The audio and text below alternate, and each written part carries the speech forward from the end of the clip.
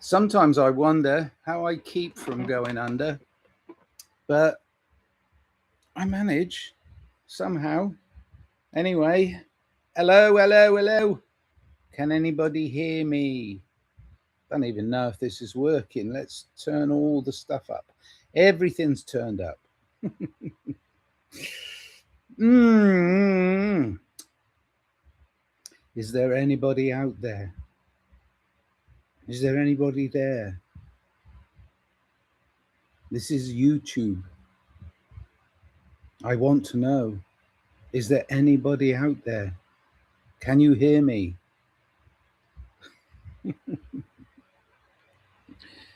I've been recently posting.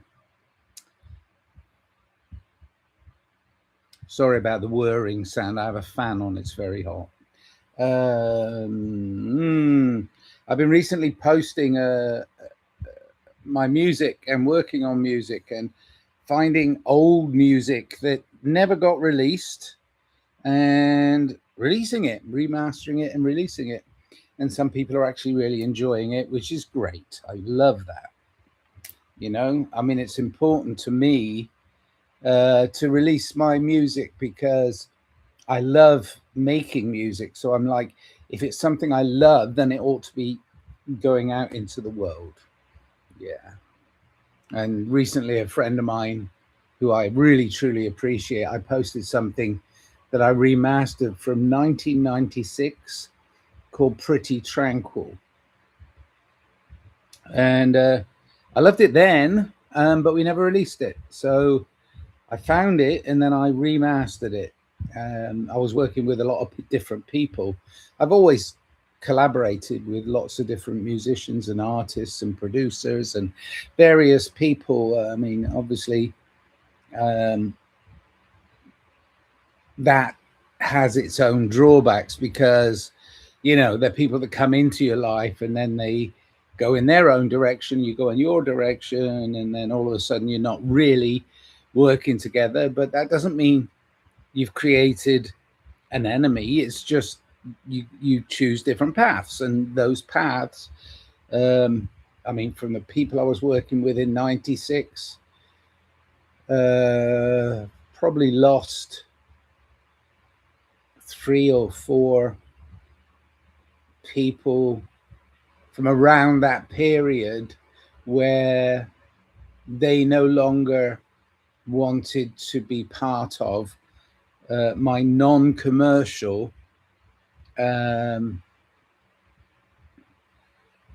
musical experiments. So they'd stopped experimenting and wanted to get some financial recompense or at least some public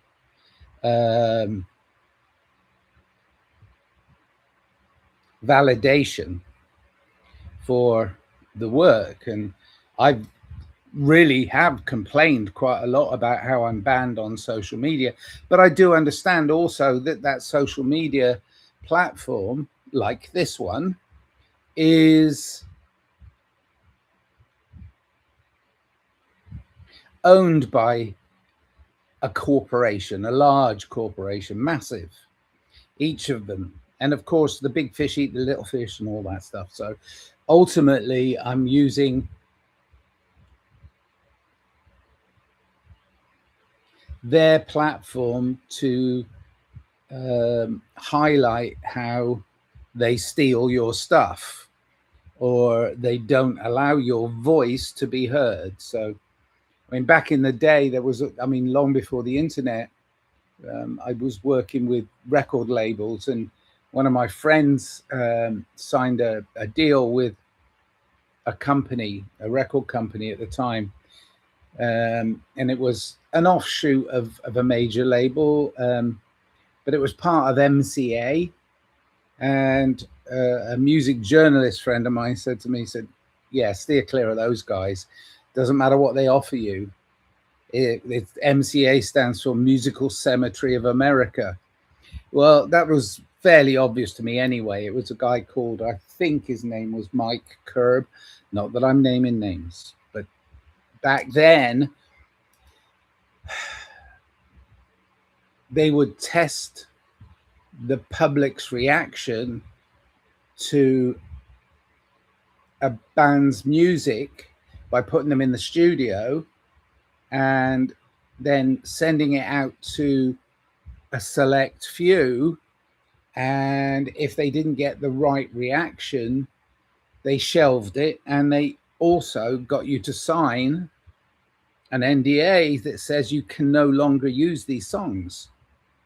So they were stealing your music to test it on the public. And if it didn't have the reaction they wanted, then they stole your music and put it on a shelf, and it gathered dust. Lots of people fell for that one, and I fell for the internet one, thinking, well, you know what? The internet is open source and we can share it on various platforms and it doesn't really matter and all that. No, nope. Ain't gonna work. Because the corporate monsters are the monsters, aren't they? But I love my music and I still keep making it, and I do it because I want to, and I do it because I love doing it. It would be nice. I'm not saying it wouldn't be nice, and I do get endorsements from friends. People go, oh wow, I heard that song, and you know, and so it's like, that's great, you know. So I know reach one person, two persons. I still play live too. I mean, even though I'm a bit more sedate than I was when I was younger and doing it, a little bit more staid in my performances, I still do weird experimental performances. And I recently did some that I really enjoyed with completely new people to me, and without rehearsal. So it's kind of interesting. I mean, I really do love music and I love performance and I love art. So I'm going to keep on doing it. And my friend, this I like this. This is a friend of mine sent me this, the black disc and the heart. Thank you, Lisa Lula. Look her up. She's got stuff on here and all over the place. Great songwriter, beautiful voice, wonderful person too. Anyway, yeah, lots of other people. I saw some bands last night at a thing called Unusual Tuesday, and one of the guys there, Daniel Vincent, who's a regular at Sunspace in Sunland, California. Daniel did a performance with Johnny, and I think they call themselves Joni Chonies or Choni Jonies or and some weird name, but they're kind of very awkward, socially interactive people, but their music is a free expression. And seeing them perform last night live was absolutely fantastic. It was like, whoa, I got to know them through their music and their art, and I got to talk to them afterwards too, and that was wonderful. The Choni Jonies, the Joni Chonies, I don't know. It's just Johnny and Daniel, but it's really, really good. And I videoed it, and I'm going to send it to Daniel. But these people just keep very low profile. A lot of them, as artists, don't want to suffer the disappointments that I can weather with my tough skin. You know, I can handle it. It's okay. I don't mind if people ban me or dislike my music or dislike me. It's fine. It's okay. Because it's all really about how you express yourself in a society that is getting a little bit scared of itself. And that's what I really don't understand, why people are scared of each other. What is it that within the fear landscape of multimedia and all this attention, people are starting to fear going out. They fear going to places that they know they're going to have some fun and interact with it. Oh no, I'm not going to go there. No, I mean, oof, it's like, go. I mean, if you want to have fun, then you have to seek it out. I mean, I have fun just sitting at my computer and playing music and making music and sharing it with you. But I also must interact, especially with the youth of today, because, I have a long view of where we are and how we got here, right? I have the long view. They have a short view. And that short view is, in some cases, I mean, I'm not sure about Daniel and Johnny, but, I mean, my children, I can go on my children's experience. It's like they grew up with the internet, with this being the interactive news media and propaganda that it has now become so encroaching on their lives. Everything about the internet and it's the social media aspect is encroaching on their lives so much. Anyway, nobody joined me in the chat, and I don't even know if I'm doing it right. And I do know that I am kind of disliked by YouTube, Google, call it what you will. Whoops. Whew. I haven't had any breakfast, so I'm going to have my breakfast now. Put out 3 songs recently that are older songs reworked, and then there was this older instrumental song that I wasn't always happy with the lyrics. I don't think we ever released it, but then I found an instrumental version, so I put new lyrics to it. So yeah, I forgot what I called that one. I renamed. I mean, it's just remastering and renaming things. Let me move this screen, and I'll see. Oh yeah, it was funny. I called this song this version of this instrumental that we recorded around the same time as Pretty Tranquil, but I redid vocals, and I call it "I Saw the News Today."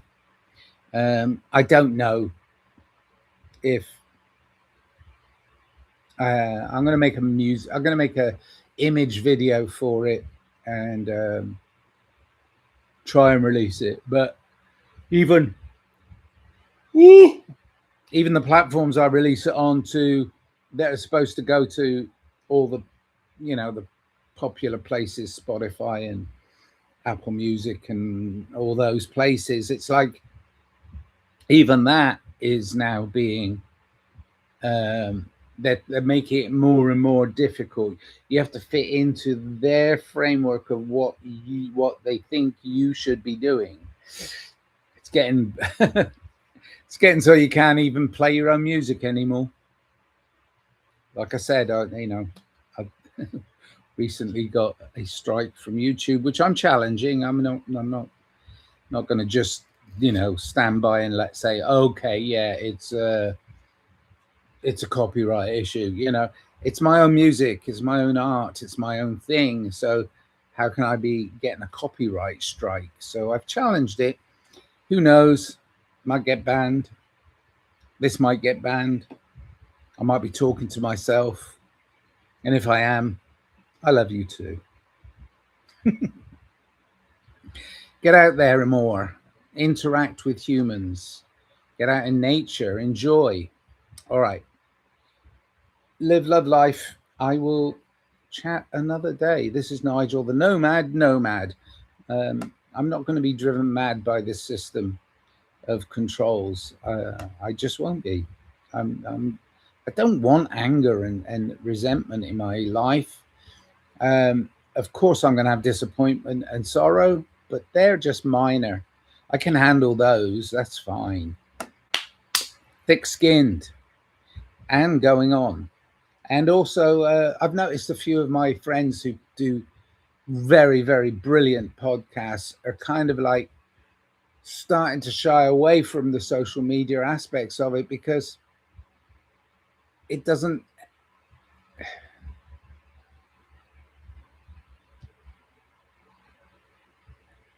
They're still going to do stuff, but they're going to change the format because they want to be more social. They want to be more interactive with other people. You know, I mean, it's great talking to your friends, even if there's a whole bunch of you in a Zoom call, you know, and all that stuff. And it's great. And I mean, I'd use, you know, my ugly black box. I use that as FaceTime and chat. And I like to see people when I'm chatting to them because it's nice to engage, you know, with them. But you know, it's still not going out there in nature, going out there in different towns, different places, having an adventure. That's what we ought to be doing, really. Okay, I've gone on too long. Adventure, have an adventure. Go out there. Go somewhere where you think, oh, no, I don't really want to go. Go there. Go there. See if you enjoy it. See if you can interact with anybody there. I mean, it's hard sometimes, but you just got to do it. All right. Lots of love. Cheers then. Get out there and do it. Love ya. Oops, wrong buttons.